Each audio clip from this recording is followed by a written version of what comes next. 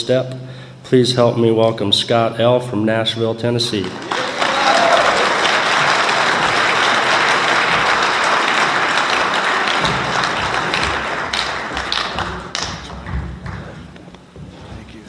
Good morning. My name's Scott Lee, and I am an alcoholic, and overwhelmed alcoholic. What an honor it is to be here. Wow. Okay. Can y'all still see? I can't. I'd like to thank Bob and everyone else that was involved in putting this thing on and make it possible for me to be here. I am truly honored beyond my ability to explain. I like to open anything I do in recovery with a quotation from Lois Wilson, who was asked one time what she did in a moment of silence, and she said, "I invite God to the meeting." And it's not that I don't believe God's here. I do believe that. But I get a special gift when I stop and honor that presence. And my mentor, who died about a year and a half ago, who many of you knew, said that he had learned to treat God like a gentleman. And gentlemen don't go where they're not invited, and they don't stay where they're not made welcome. And the other thing I do in the moment of silence is I ask God to help me not judge the speaker. Now, you don't have to do that, of course, but that's made meetings better everywhere I've gone. And so if you would humor me, I'd like to have another moment of silence, and let's just acknowledge the presence of deity and ask for open hearts. I'll just meet you back here in a second.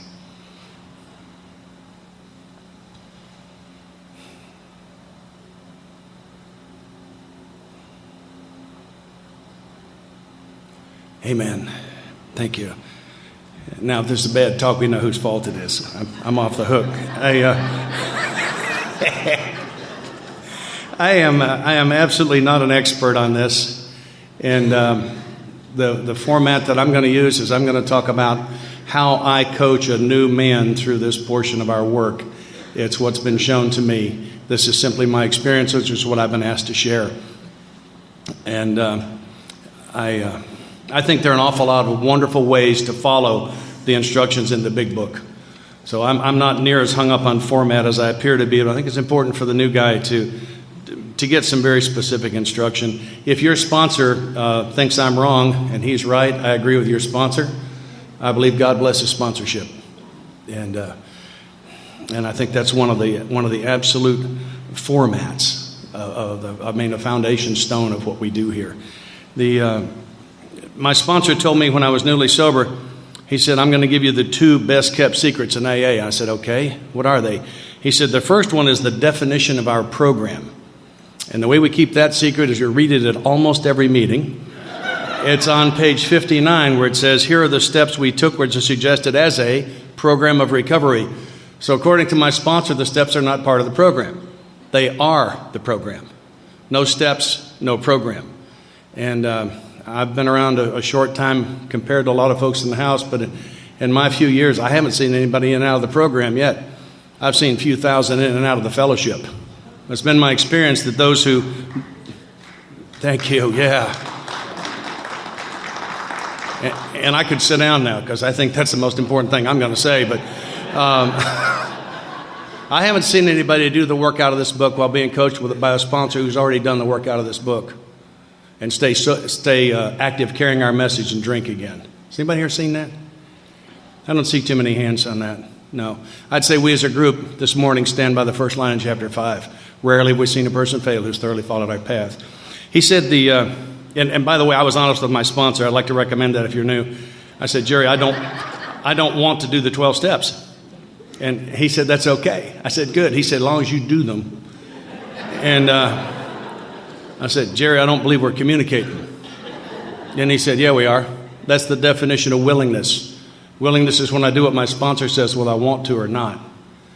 And that was an important one. He said the other best kept secret in our fellowship is the fact that the 4-step directions are cleverly concealed in the book. They're actually right in here. And he said what we were going to do was we were going to follow them one at a time in order and see what happened. He told me on step 4, he said, all that garbage in your past is not who you are, that's who you're not. And what we will teach you here is how to stop doing who you're not, how to repair the damage for doing who you're not, how to receive the forgiveness for doing who you're not, and who you really are will just kind of emerge from the ashes like the phoenix.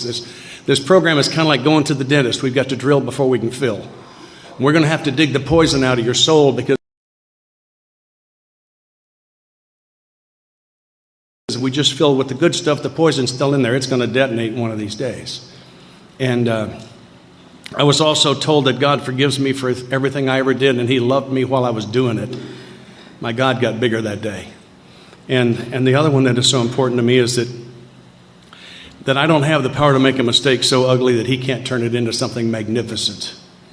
Not just fix, but turn it into something magnificent. I watch him regularly taking the worst things I've ever done and using them as tools to help other people. That's a powerful program, powerful God. So I was asked to talk on the beginning portion of Step 4 this morning. This is my experience beginning at the bottom of page 63. So the setup is that this new fellow I'm sponsoring, that he and I have completed together steps 1, 2, and 3 following the book. And coming up off of our knees from the third step prayer, I like to say to him, you'll hear raging in the fellowship the discussion as to when to do a fourth step. And you'll hear some people say, don't do a fourth step too soon, you may drink. I personally never have seen that. I've seen several thousand way too late. If you're new, and I don't think there are very many new ones here, but if you're new and the steps look like they're designed to punish you, welcome to AA. That's how they look to us, and we were wrong about that, and you are too. And that what the steps would do was to bring me relief. And I do this very playfully, okay? The book is not specific about when to do a fourth step. It makes 2 time references. And I believe if the book gives leeway, I should give it as a sponsor. So I will allow them to start their fourth step on either one of those time references or anything that lies between. Does that seem fair? I think it is. So I asked him to begin at the bottom of page 63 at the end of the third step. And I asked him to read out loud, and I'll interrupt. He says, next. I say, whoa, that's a time reference. So we're coming up off of our knees, and the first reference to when to do a fourth step is next. It says, we launched out on a course of vigorous action, the first step of which is personal house cleaning, which many of us had never attempted. Our decision, that would be the third step decision, that God's going to be in charge and that suits me, was a vital from the Latin vita, meaning necessary to life. All right, so this is only for the ones that want to live. Everybody else can take the morning off. Was a vital and crucial step. It could have little permanent effect unless at once. That's a time reference. So following step 3, the fourth step is begun either next or at once or anywhere in between. I give them all the leeway the book gives them. I think it's fair. Unless at once followed by a strenuous effort to face and be rid of. Isn't that interesting? Be rid of. In step 4, we're going to be rid of. And it tells us that twice on this page. I think it's important when the book's redundant. I think it's important. And twice on this page, tell me we're going to be rid of the things in ourselves which have been blocking us, because that's the good news. The good news is I'm the problem. That's what he told me. He said, this is the best news you're ever going to get. You're the problem. I said, I don't get it. Why is that such good news? He says, because if it really is the cops, the courts, the judges, the blacks, the Chinese, the Russians, the PTA, the neighbors, and the ex-wife, you're cooked, son. If they're the problem, this game is over and you lost. The good news is that you are the problem. And if you'll bring some willingness to this party, we can work on that. So in step 4, we're going to face and be rid of the things in ourselves which have been blocking us. I would observe if in step 4 all I do is write, I'll get rid of time, ink, and paper. And none of those are blocking me. So there must be things other than writing involved in step 4. And he said that was where the power was that the other than writing portions of step 4. And skipping down a little bit, a business which takes no regular inventory usually goes broke. Most of the businesses that I deal with do a computer update every night. And for me, that's the evening portion of step 11, where they do a review. But at least once a year, they do a full teardown inventory. And I think that's the reference that it makes. And I wish I could say I'd done one a year for my 22 years. I think I've done about 17. I'm overdue right now. And it says it's a fact-finding and fact-facing process, an effort to discover the truth about the stock and trade. One object is to disclose damaged or saleable goods to get rid of. There it is again. They tell me twice on this page that in step 4 I'm going to get rid of. Promptly and without regret. It says we did exactly the same thing with our lives. We took stock honestly. First we searched out the flaws in our makeup which caused our failure. There's the good news again. I'm the problem. It says being convinced itself, manifest in various ways of what had defeated us, we considered its common manifestations. And I like to give them kind of an overview. The manifestations of self that the fourth step in the text covers are resentment, fear, and sexual misconduct. And I claim there's not a sex inventory in the book because I don't find the direction in there that says At this point, let's explore all the things in the sexual arena that you did that you thought were right and good, because there are some of those. So we inventory only the dark side of that. I don't like the idea of sex having a bad name. It's my favorite toy. I mean, really, let's... And as I'm sure Charlie's going to cover later on today, there are a lot of prayers in step 4 about sex, so it's okay to talk to God about sex. He's the one that invented it. Nice job. And, and I say that lightly, and the truth is I mean it. And continuing on page 64, it says, resentment is the number one offender. I'm told that the word resent comes from the Latin. The re prefix means again. So, for example, I reread something. It's something I do another time. And sentire means to feel. And so resent means, in effect, to feel again. And what we feel again is old anger. And he told me the only way to get a resentment is to judge someone, find them guilty, be angry with them, and then feel that anger again. It is that feeling again of old anger that is resentment by definition. It says it destroys. It destroys. I love the power in the words. More alcoholics than anything else. From it stem all forms of spiritual disease. For we've been not only mentally and physically ill, we've been spiritually sick. When the spiritual malady is overcome, we straighten out mentally and physically. Makes me think the spiritual is the most important one. And so what I like to do at this point is explore with him, and we're going to look for directions, very specific things that we can do, and we're going to do them one at a time. I think the 4th step is very easy if we spoon feed. It's kind of long, but it's real easy. And there are no surprises on it. I mean, you're the one who did all this stuff. It's not like there's a surprise coming here. It says, in dealing with resentments, we set them on paper. To me, that's not really so much a direction. It is a sort of an overview, because they're going to tell me exactly how to set it on paper. It says, we listed people, institutions, or principles with whom we were angry. So what we need now is a list.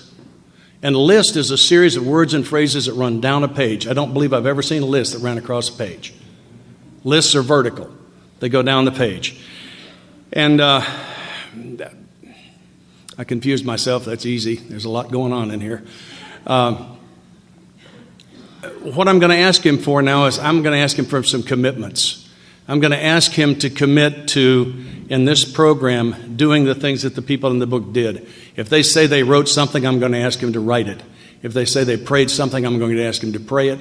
If they say they observed something, I'm going to ask him to stop and endeavor to observe it. He may or may not be able to, but I'll settle for effort on that part. And there are, interestingly enough, 168 hours in a week. If he has an 8-hour-a-day job, 5 days a week, and a 30-minute commute, that's 45 hours. If he's in bed 8 hours a night, that's 56 more. If he goes to 7 meetings a week, that's about 15 more hours with a little driving time, and let's get there early and stay late. 3 hours of recreation, 2 hours for mowing the lawn and doing his melon list. You know, honey, do this, honey, do that. 5 hours reading spiritual literature. 3 hours bathing and shaving, taking care of himself. 4 hours date with a wife if he's fortunate enough to still be sleeping in the big bed. Or maybe coaching Little League, something like that. 5 hours on the phone with me and some other men that I'm going to nominate. 13 hours shopping for food, clothing, cooking, eating. 5 hours in prayer and meditation. 9 hours of television, that's a max. That's 3 ball games, that's plenty. Or 2 rounds of golf. That I just read adds up to 165 hours out of 168 hours in a week. He's got 3 hours left. I want half. And it varies. I sponsor a fella who, when we got to this portion of the work, his wife had a fabulous job, and he was a stay-at-home dad with a 1-year-old, and his son took a nap from 1 until 3 o'clock every day. I want 10 hours a week from him. I don't see why he can't give them. But we negotiate that. I don't want to manage anyone's life. Step 1, Section B says I can't manage my own life. If I can't manage mine, how could I possibly manage his? But what I need to do is know about him. So another guy has got a wife and 5 kids and 2.5 jobs, a whole different thing for him. I personally believe that recovery shouldn't have a negative impact on any other aspect of my life. It should be inconvenient at times, but it shouldn't hurt me anywhere else. So I need to know a little bit about it. And when I set out to do my first 4-step, what I did was I gave myself the assignment of completing the 4-step, put me in perfect position to hate myself until it was done. Far, far better, I have found, to sit with a new man, learn about his life, come up with a number of hours per week. Every Sunday, I've got a fellow in fourth step right now. He calls me every Sunday afternoon. If he doesn't get me, he leaves the message as to when he's going to do his four step this week. This man is doing 4 45-minute periods a week based on what he and I know about his life that made sense to both of us. And he can feel good about himself while he's in progress. I think we hated ourselves long enough. And Monday, Wednesday, and Friday is not a schedule. Monday from 8 p.m. until 8:30 p.m., that is a schedule. And like anything else on the schedule that's important, it's not subject to cancellation. It's subject to being moved. Oh, I forgot the kid had a Little League game. We'll go to the game and do it later in the day. I don't even need a phone call on that. But let's feel good about ourselves while we're in progress, and let's talk about it. And I think it's important to do it that way. The other thing, I do this really tongue-in-cheek, okay, but I also mean it. I usually ask them at this point, I said, are you wondering what color ink you should use and what color paper? About half of them say, yeah. Page 67 says, when we saw our faults, we listed them, we placed them before us in black and white. That's not very specific. That doesn't say white paper, black ink. That could easily be black paper and white ink. And I have sponsored 2 men who went to the art store and bought an inch thick of black paper and bought 2 pens that wrote white ink. And I want you to know, I think that sounds absolutely insane, and I insist on it. It's an attitude, really more than anything, that whatever the book says, we're going to do it. Because the first time I let myself off the hook on a detail, it could have been the one that would have saved my life. So I want you to know, I think that's absolutely insane, and I do require it. And the other thing I like to tell them too is that you're not going to do the perfect 4-step. And I don't want him to think of this as his 4-step. This is his first 4-step in my lineage.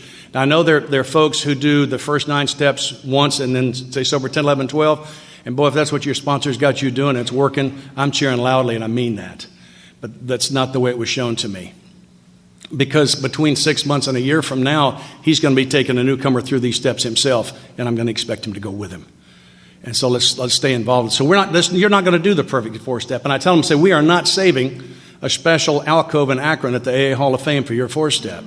And as a matter of fact, our home group does not give a trophy every year for the best 4-step, and this is the trophy you're not going to get. I don't know if you can read it back there. It says, 4-step trophy never awarded. That's what it says right here, okay? This is the trophy you ain't getting.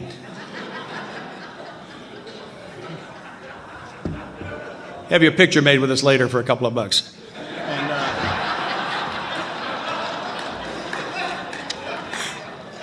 But I'm trying to give him permission to do it imperfectly, because if I have to do it perfectly, I can't do it at all. Cannot do it at all.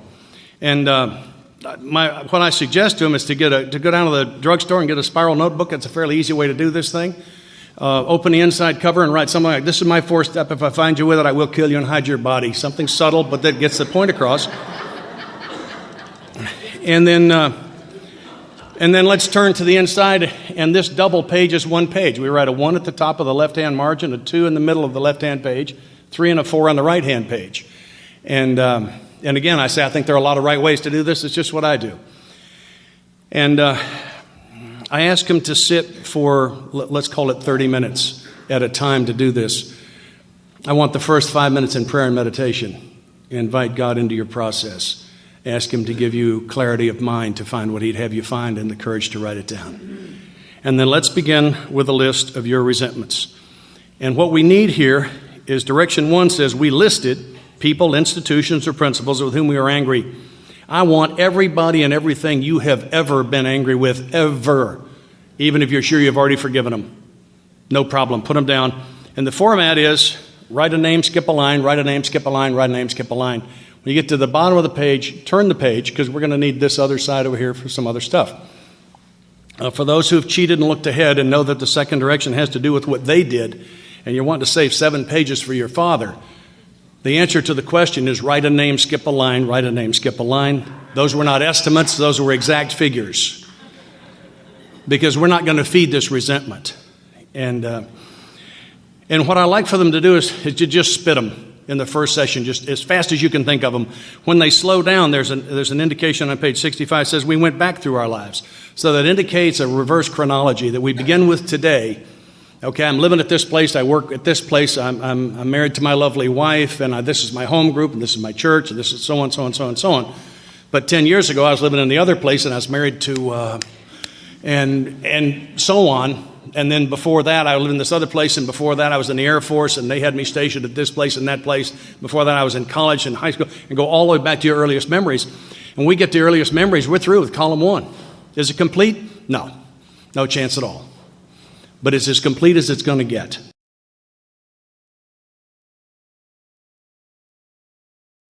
And we're not trying to buzz through this thing. We're trying to be as thorough as we can to get you through it once, to get you some relief, to dig this. Because what I was told is what we're going to do here is we're going to dig poison out of my soul. And the 4th step, I believe, is where that process begins. So having followed that process so many hours a week, however he and I can agree to it, and I'm real easy on that. I really am, on the front end. Don't call me later and tell me you couldn't work it in last week. I can't work with you. I can't help you. I'm a one-trick pony. It's a pretty fabulous little old trick. I just got the one. And I have not been able to help anyone who wouldn't do the steps. Hadn't been able to help one of them. When we get to the earliest memories, we're finished. And I ask them at this point to begin to carry paper and something to write with all the time. Because you're going to be walking through the grocery store. You're going to look at the cantaloupes and say, oh, his head looked just like, just write it down. We'll add it to the end of the list. All right, we'll just stay in process here. And completing that, it says, in the next sentence, it says, we asked ourselves why we are angry. So that's going to be column 2. I'm looking at the example on page 65. It says, I'm resentful at Mr. Brown, the cause. His attention to my wife, told my wife of my mistress, Brown may get my job at the office. I asked him to count those words on Mr. Brown. There's 19 words there. I say, listen to this.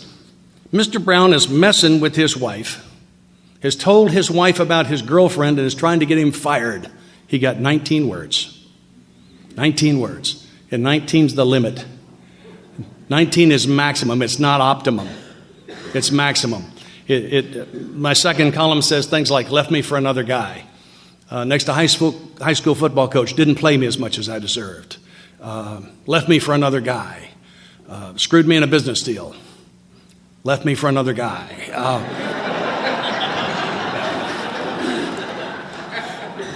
It doesn't start out, it was a rainy Wednesday afternoon.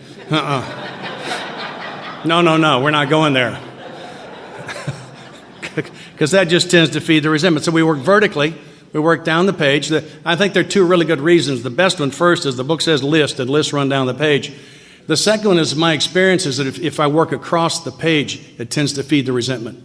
If I work down the page, it tends to be a whole lot more analytical. That's just been my experience with it. When it completes column 2, we then look at column 3. Because what I discovered, if I show him the first 3 directions first, he's going to work across the page. We're Americans, and we work left to right. We don't work top to bottom. So I feed it to him one at a time. It's just what I do. Page 65 on our grudge list, we set opposite each name our injuries. Was it our self-esteem, security, ambitions, personal or sexual relations have been interfered with? Column 3, 5-part multiple choice. Some will only get 1, some will get 3 or 4, some will get all 5. Some you may not be able to figure out on your own. Call me, I'll help you see why it was self-esteem.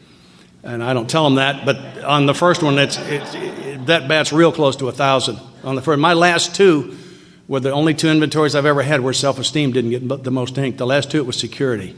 Really surprised me. I can't wait to get to the next one. I am waiting. So that's column 3. And then for me, I think some of the most powerful portions of our step work lie between the third column and whatever you do with that other paragraph on page 67. I use a 4th column. I think there are a lot of other really good ways to do it. But for me, the action in this part of the step lies between those 2 and the observations and prayers that I find to be life-changing. I don't know that the writing portion of step 4 has any therapeutic effect. I don't think it ever has on me. But the observations and prayers are life-changing. And by observations, I don't mean what I happen to notice as I came zipping by. But I mean the things that it tells me to observe, and I'm going to talk about those as long as I have time here. Page 65. We went back through our lives, nothing counted but thoroughness and honesty. When we were finished, we considered it carefully. Isn't that interesting? We considered it carefully. For me, that's a general description. It tells me exactly how to consider it. He says, the first thing apparent was that this world and its people were often quite wrong. I don't like to let them spend a lot of time on that particular one. I mean, let's be honest about it. You've been sitting on bar stools with the other great philosophers of our era doing this for decades. So we've pretty well got this one in place. Let's kind of move on. So to conclude, others were wrong was as far as most of us ever got. Usual outcomes, people continued to wrong us and we stayed sore. Is that true for you? Is that what happened to you? The usual outcome, sometimes with remorse we were sore at ourselves. That was the worst one for me. I hated hating me. It says the more we try to fight and have our own way, the worse matters got. Was that your experience? Maybe that's why we quit fighting anything or anyone. As in war, the victor only seemed to win. Our moments of triumph were short-lived. Was that your experience? And then it says, it is plain that a life which includes deep resentment leads only to futility and unhappiness. They observe that. Do you? Have you ever seen a life that was full of resentment and was also happy, joyous, and free? Have you ever seen that combination in anyone? Not just you. Have you ever seen it? And what we're beginning what looks, I'm a sales rep. And what we have here in the next couple of paragraphs is, I think, maybe the finest sales presentation I have ever seen. So what we're doing is we're selling you something here. So let's explore the details. He says, to the precise extent that we permit these, do we squander the hours that might have been worthwhile?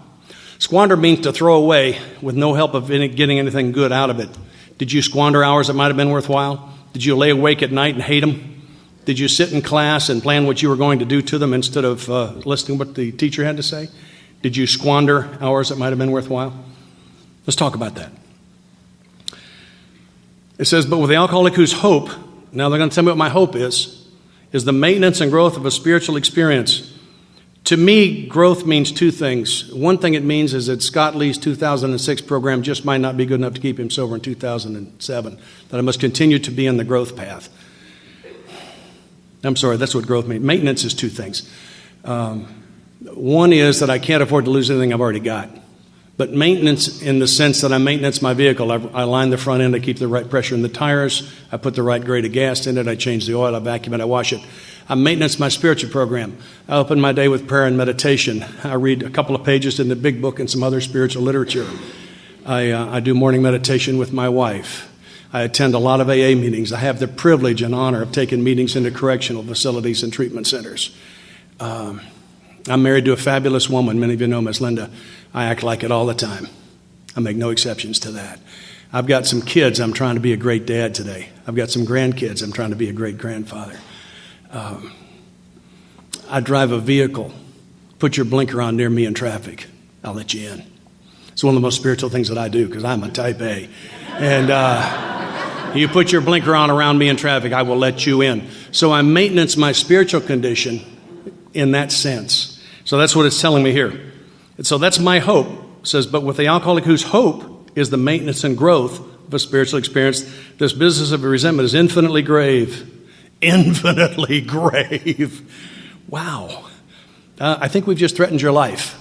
I think we're going to do it a lot on this page. That was once. We found that it is fatal. That's twice. I hadn't seen the man that took me through these steps in several years, and I ran into him at the 202 Club in Nashville. And I went up to him and I said, Jerry, I'm scared. And he said, sit down, let's talk. And I said, do you remember? And I named a man. And he said, if you ever have anyone that you sponsored commit suicide, you'll always remember them. And I said, Jerry, I can't find the difference between me and this guy. When he and I were both sober 2 years, we were plus or minus maybe 60 days on the same sobriety date. We had the same home group where I saw him 5 to 8 times a week. We had the same sponsor, you. And he drove home 2 years sober from a meeting one night, pulled in the garage and dropped the door and left it running and took his own life. And I can't find the difference between me and him, and I'm scared. And Jerry said, I could not get him to do a 4th step, and I believe he died of resentment. And I thought about that, and I've talked to others who knew this man in that era, and we all agree. This man died of resentment. He would not do a 4th step. He would not go through the forgiveness process. And he couldn't wait every time you saw him to run up to you to tell you what some SOB had just done to him. He was the permanent victim. And it's been my experience that the victims don't tend to get sober, that I have to step out of that victim role. And we're going to talk about how to do that in a couple of minutes. So I agree with Jerry's analysis. We've just threatened your life twice. We found it's fatal. For when harboring such feelings, interesting word, it doesn't say when having such feelings. It says harboring. Harbor means to give a safe place to nurture.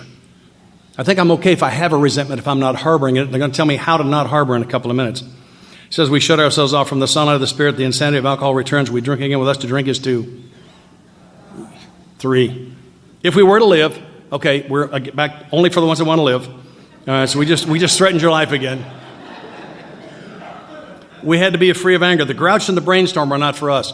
About the time this book was being written, a very creative man named Walt Disney sat his staff down around a table and came up with a way to write Mickey Mouse cartoons where they'd spit out ideas and your idea would remind him of something, that'd remind him of something, and they'd kick it around like that. And he labeled his process brainstorming.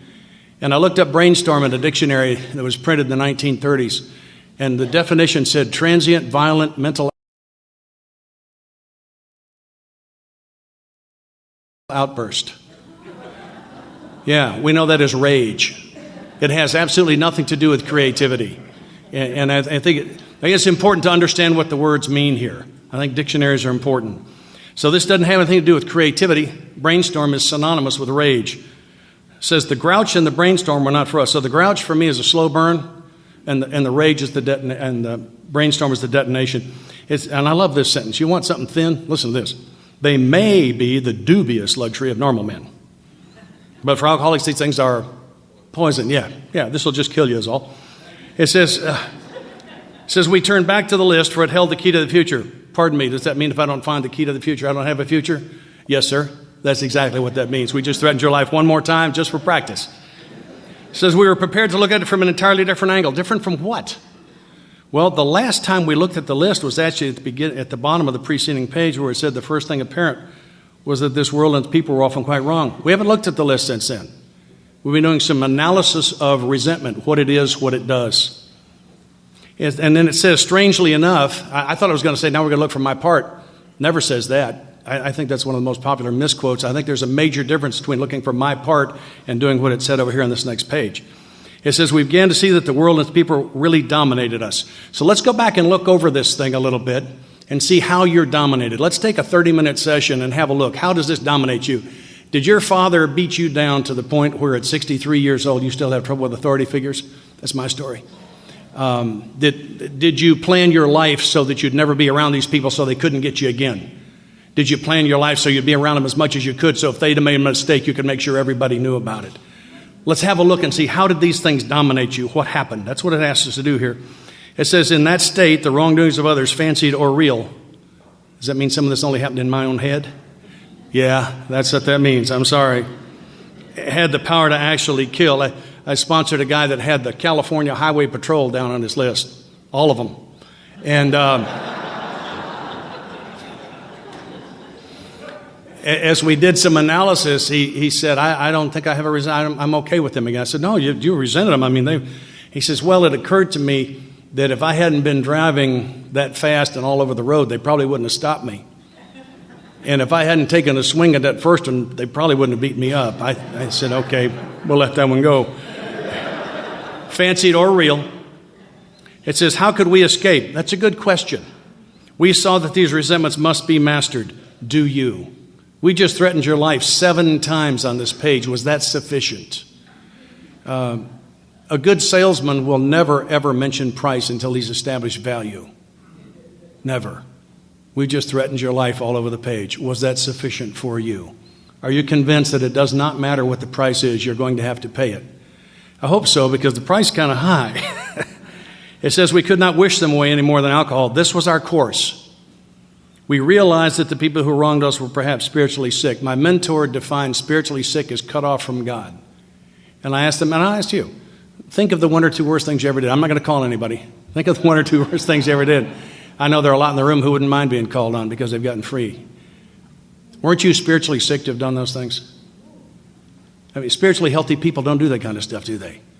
See, I've got something the angels don't have. I have the ability to turn my back on God and go right back to doing it my way. And that's what I was doing when I did those things that are the ugliest in my inventory.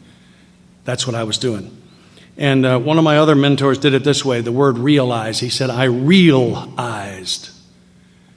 I can know something, but when I realize it, it becomes real for me on a different level. It's what my wife calls heart knowledge.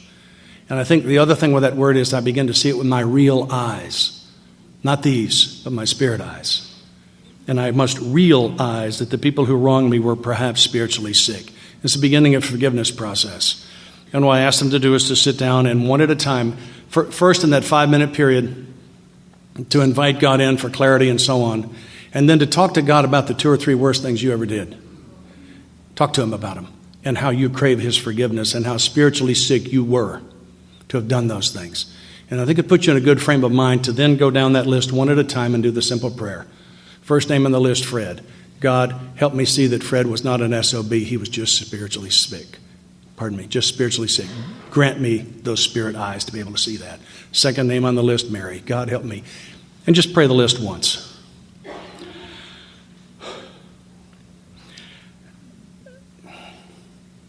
Top of page 67. Though we did not like their symptoms and the way these disturbed us, they, like ourselves, were sick too. The symptom of their spiritual sickness is whatever they did that left me with a resentment. The way they disturbed me is my resentment. And then the great truth is so important, they told me twice in 2 sentences. And I think the message screams at me when it's redundant. They, like ourselves, were sick too. I've got to grant myself spiritual sickness too. And it says, we ask God, that looks very much like a prayer to me. We ask God to help us show them the same tolerance and pity and patience that we would cheerfully grant a sick friend. For I've now acknowledged that they're sick. They're not evil. They're not bad. They're simply sick. Many of my mentors got sober on the second edition, some on the first. And I have very prayerfully approached this, and this is hard for me right now. I think one of my favorite misquotes about the big book is, more will be revealed. I can't find it. I know it says, God will constantly disclose more to you and to us. Page 164. And I refer to the story section as more will be disclosed. And I believe it has been. And this is page 551. And this is the part some of my mentors go another way on, and I understand that. I was asked to share my experience, and this is the hard part for me. Bottom of page 551, freedom from bondage story. One morning, however, I realized I had to get rid of it. The it is a resentment against her mother that's been running her life. For my reprieve, if you look up reprieve, it's a stay of execution. This is another death threat. Reprieve was running out, and I didn't want to get... And if I didn't get rid of it, I was going to get drunk, and I didn't want to get drunk anymore. In my prayers that morning, I asked God to point out to me some way to be free of this resentment. During the day, a friend of mine brought me some magazines to take to a hospital group I was interested in. I looked through them, and a banner across one featured an article by a prominent clergyman in which I caught the word resentment. I'd like to observe the sequence of events. Item 1, she sees something about herself that needs work, and I didn't say something wrong with her. I don't believe there's anything wrong with any of us. I think we're God's kids. I think there's some parts of us that could use them. We're kind of like faceted gemstones. Some of the facets are already in really good shape and polished and cut well. Others could use some work. And I try to look at it that way. And more important than I try to look at you that way than me. I'm doing all right seeing me that way. But the sequence of events is she sees something about herself that needs some work. She prays about it. Now, I like to add in, talk to a sponsor that's not here. And then she gets focused helping someone else. And that prescription is all over this book. That nothing will so much ensure immunity from drinking as intensive work with other alcoholics. When I got a problem, I go help you. And that's what she does. And her answer falls out of the sky on her. And I propose that is a predictable sequence of events. See something about me that I don't like, that I think needs work. Pray about it, talk to my sponsor about it, and take a meeting into the jail and come outside and my answer's laying on the hood of the car. And I like to point that out with the men that I sponsor when I see the sequence, because I believe it's predictable and I believe it happens all the time. And it says, he said in effect, if you have a resentment you want to be free of. That's a good question. Did we make our sale? Do you want to be free of it? Are you in love with hating this thing? I sponsored, he's gone now, Big Ken Sweeney said when he got sober he hated everybody and he wished there was more of them. And...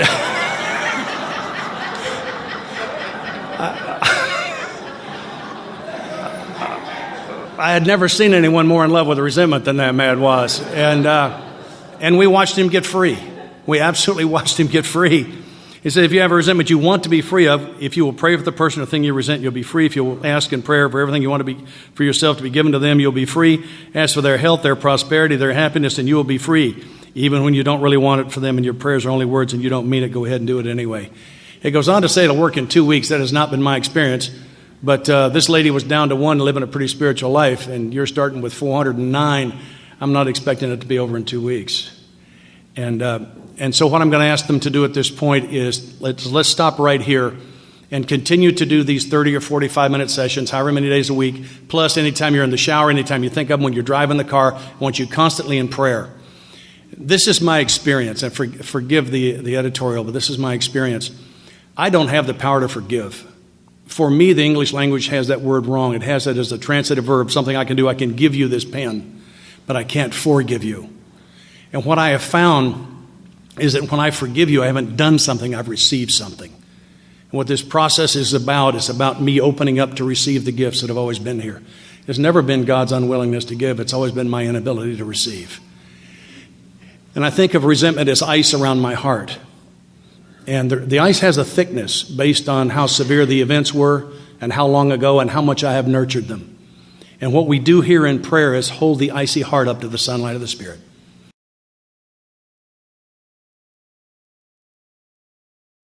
And sunlight will melt the ice. And I do this long enough, and eventually it melts. And I receive the gift of no longer hating you. So I haven't done something, I've received something. And so I want to pray on the list. First name on the list, Fred. God, help me show Fred the same tolerance, pity, and patience I would cheerfully grant a sick friend. And I also pray that he wins the Tennessee lottery. That his kids go to school on scholarship and don't ever give him any grief. That he gets promoted at work.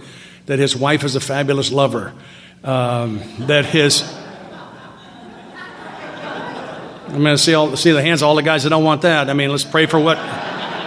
That his lawn grows lush and green, but it grows so slowly he only has to mow it once a year. I mean, just don't leave anything in the bag here. That I mean, that he breaks 80 on the golf course. That he rolls a 300. Anything you can think of that you'd like to have, you ask for it for him. And didn't ask you to mean it. And I tell him, I say, if you need to preface these prayers by saying, okay, God, I don't mean a word of this, but that idiot that you've got sponsoring me right now said to me to do this, and I'm going to do it just to prove to him it won't work. Start there. I'm good with that. I'm not offended by that at all. I didn't ask you to mean it. I asked you to do it. There's a big difference. Didn't ask you to mean it. And you pray all that for Fred, and then you ask yourself a very simple question. I either mean that or I don't. It's not an essay question. This is a yes or no. If you mean it, if you don't mean it, move to the next name. Don't stay there. If you do mean it, put a check mark by it and go to the next name. And let's go all the way to the end of the list, and let's start again, praying only for the ones that don't have check marks. And I don't care how long this takes. If we've got something more important that we do, there's more important that I did, then stop hating God's kids. I don't know what it is. I mean, I claim I want to have a relationship with this God while I hate some of his children. Don't come to me to try to have a relationship with me knowing you hate my children. That's not going to work. That's absolutely not going to work. We pray a prayer at the end of a lot of our meetings, and there's a phrase in it that says, forgive us our trespasses as we forgive. And I believe what that says is, God, if I don't forgive them, don't you forgive me. I believe that's exactly what my sponsor said. He said to me when I got here, he said, what you wanted was mercy for you and justice for everybody else. And he said the package is mercy for everybody or justice for everybody, and you are part of everybody and you get to choose. And I am not personally in a position to face justice, and I never expect to be. I have therefore chosen mercy for everyone. And this was the process by which that happened for me. And what I got was light. I don't know how to explain that to you. My body isn't as heavy as it once was. I smile more often than I ever did. I have a laugh that comes from a depth of soul that never did before while that poison was in there. And what's happened to me is that poison has been dug out, and I'm not angry anymore. And editorial again, forgive me, but I've discovered the source of all anger, at least for me. And the source of all my anger is when I'm right. I have never been angry when I wasn't also right. I have been right when I wasn't angry, but I have never been angry when I wasn't right. And my being right implies judgment. And in step 3, one of the things that I agreed to do was to stop playing God. And part of how I played God was I judged people. And I know I judged them because I had resentments, and we went through that. It's the only way I can get one. And when I step out, when I was new, I was saying insane things like, I'm having a good day or I'm having a bad day. Isn't that insane? I mean, think about it. When I say I'm having a good day, what am I really saying? I'm saying Scott's will is being done today. When I say I'm having a bad day, what I'm saying is Scott's will is not being done today. And Scott's will is one of the biggest problems I've got, or there are quite a few mistakes in the big book. It's one or the other. To get out of that business. Here's another gift from one of my mentors. He said, resentment is when I didn't get my will in the past. Anger and depression are when I'm not getting my will right now. And fear is the concern that I won't get my will at some time in the future. I hated that. It always comes back down to my will. So I asked them to continue to stay in prayer on this thing. And I try to remind them, too, that in my own experience, prayer is not an opportunity for me to change God's mind. It's not a sales presentation, right? It's an opportunity for God to change my mind. One of my closest friends in Nashville, some of you have heard Steve speak. He says his sponsor told him at 6 months, he says, I'm really happy that you want to serve God. I am sad, however, that you only want to serve in an advisory capacity.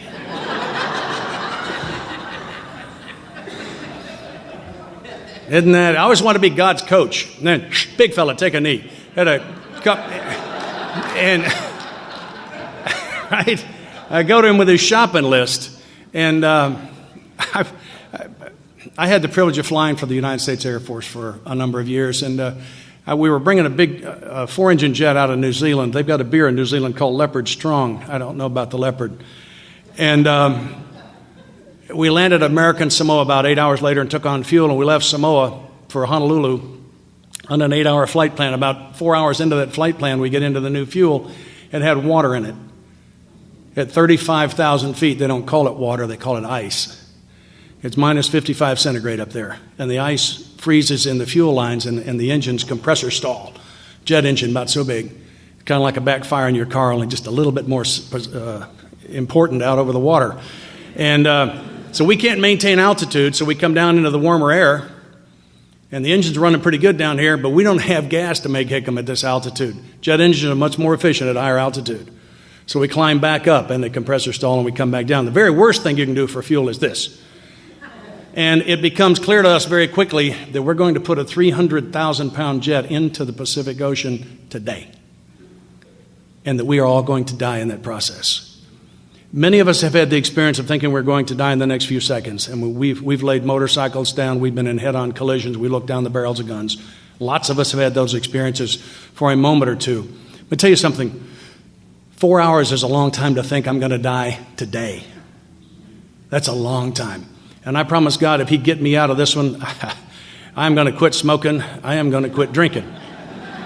I'm going to quit spending the evening with ladies I'm not married to. I am going back to church. I believe I'll memorize the Bible. And I am leaving nothing out of this.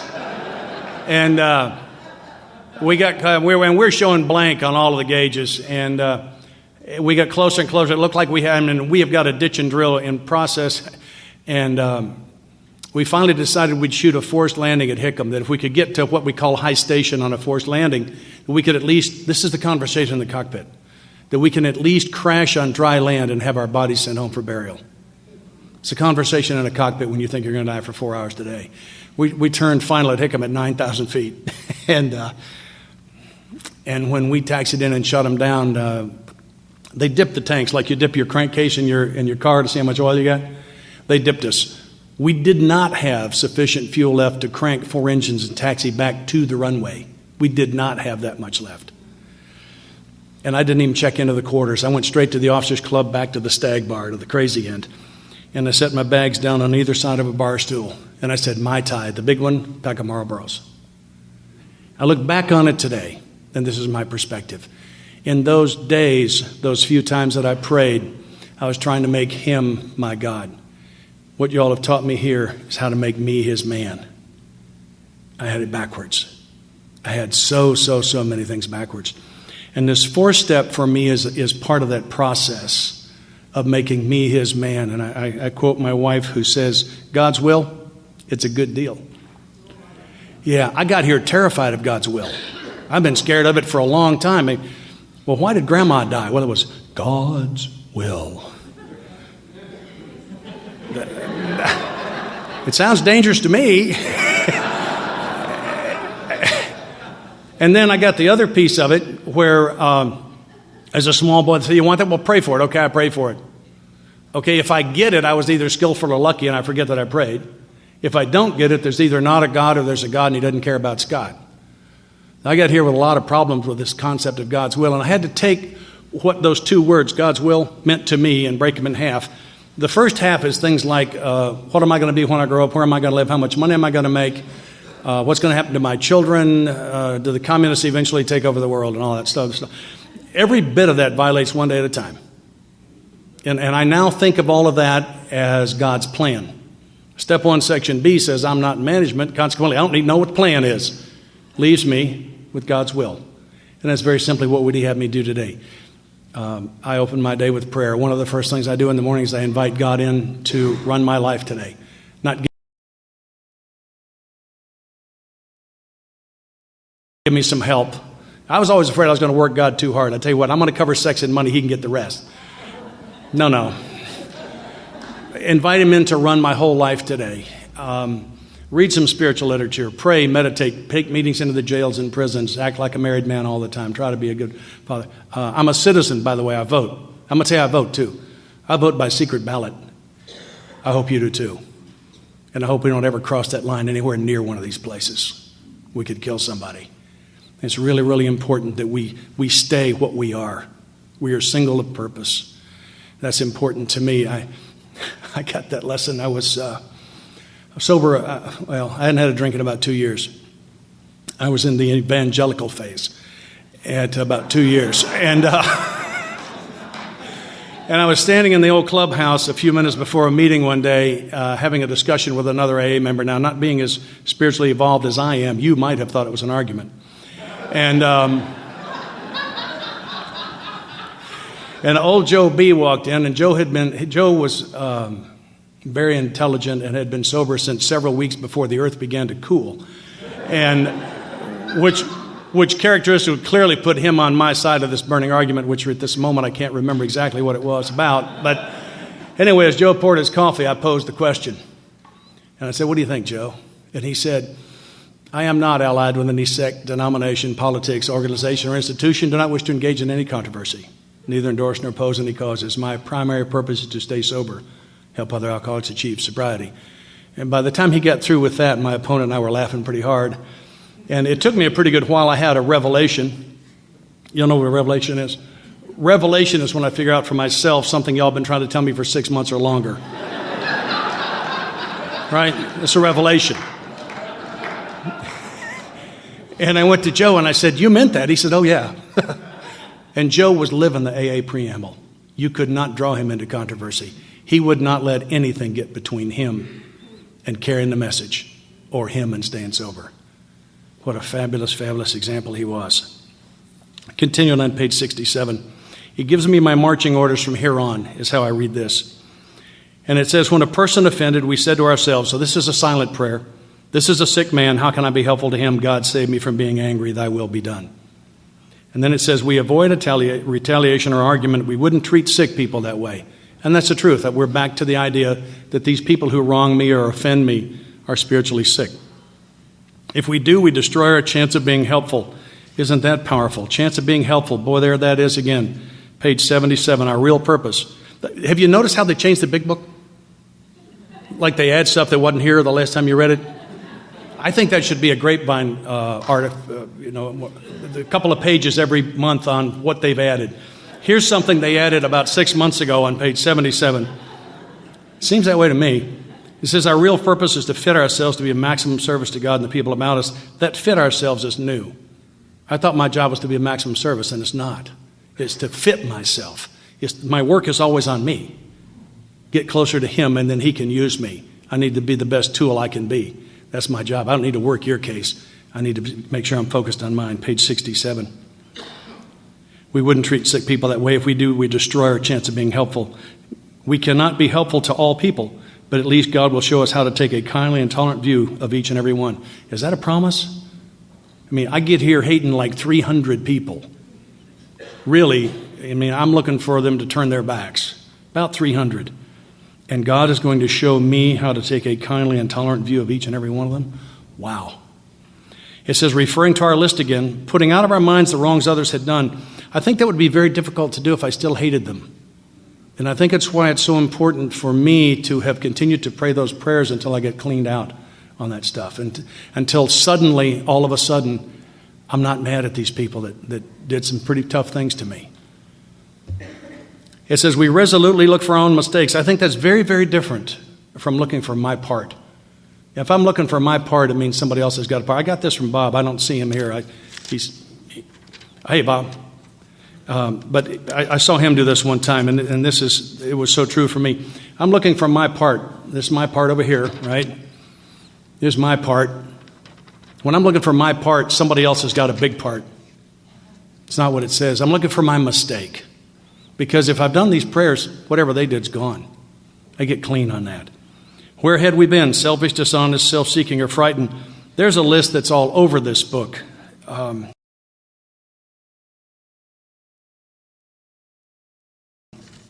find it again here on page 84 in the 10th step. Continue to watch for selfishness, dishonesty, resentment, and fear. On page 86, were we resentful, selfish, dishonest, or afraid? On page 88, we are then in much less danger of excitement, fear, anger, worry, self-pity, or foolish decisions. Page 145, we have enemies, by the way. Page 145, the greatest enemies of us alcoholics are resentment, jealousy, envy, frustration, and fear. The list varied slightly, but it's the same thing all over. And my analysis of that is these are the earmarks of the reemergence of self. And it says to continue to watch for them and when they crop up. It doesn't say if, it says when. And it tells me what to do. So that's what I'm looking for. On page 67, where had we been selfish, dishonest, self-seeking, or frightened? Though a situation not been entirely our fault, we tried to disregard the other person involved entirely. They told me twice. That must be very important. Where were we to blame? The inventory was ours, not the other man's. When we saw our faults, we listed them. We placed them before us in black and white. I think there are a tremendous number of really good ways to do that. I like to do a fourth column inventory, because use that as a fourth column. For two reasons. One is what my sponsor said to do, and that's good enough. And the second one is because it sets up step 8 very easily. Because when I get to step 8, all I've got to do is review that last column, and I can see where I owe amends to people. It says we placed them before us in black and white. We admitted our wrongs honestly, and we're willing to set these matters straight. That does sound like step 8. And I think these things, the steps blend. I see that again later on in the fourth step, this willingness to admit my own faults and to make amends where I possibly can. I got sober, and so I read the Roman numerals, which is something I never did before I got here.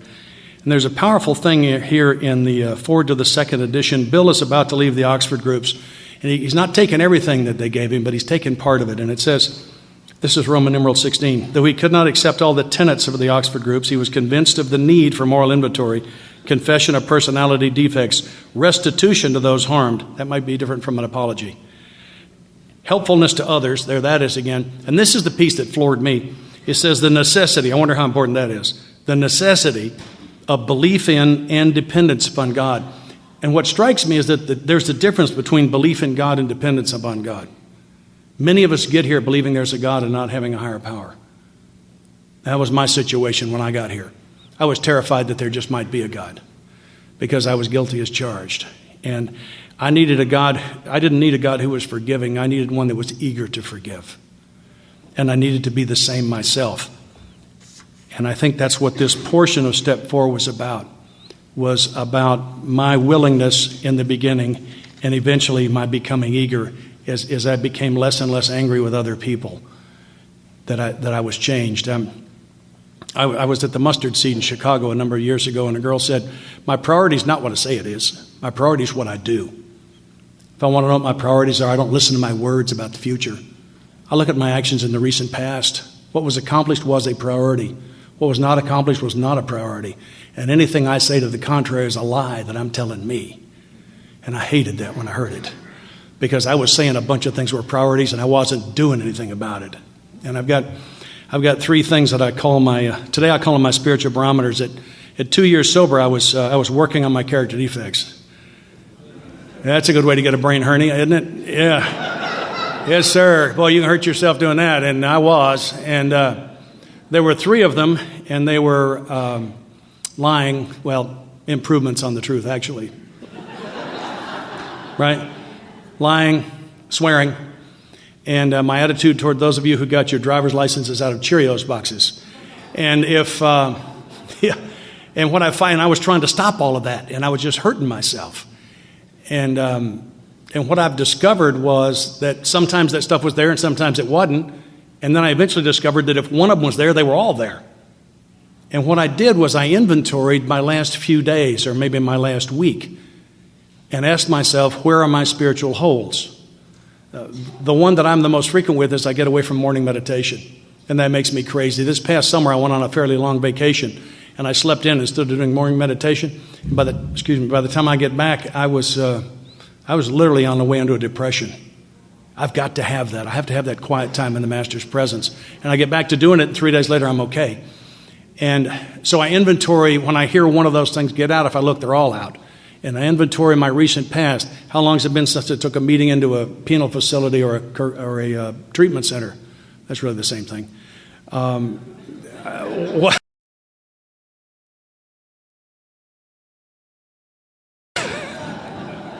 What's my morning in prayer and meditation look like? How much time am I spending with the men I sponsor? How long has it been since I called my sponsor? How much spiritual literature am I reading? How much focus am I having on trying to help other people? And if I look, they're holes. And I repair those holes, I fill those holes, and go back to doing the things that y'all have taught me. And 3 or 4 days later, you can cut me off in traffic and almost hit me. And I will smile at you from the depths of my soul, and I'll wave at you, and I'll wave my entire hand, whole thing.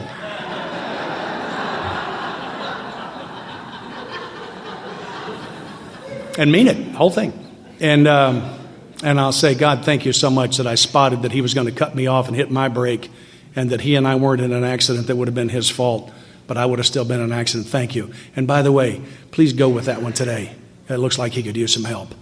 And I can't change me from the screaming maniac I was a couple of days ago. I can't. But when I do the things that you've taught me, my sponsor explained it this way. He said, all of your character defects are self-centered. He said, there are no exceptions to that.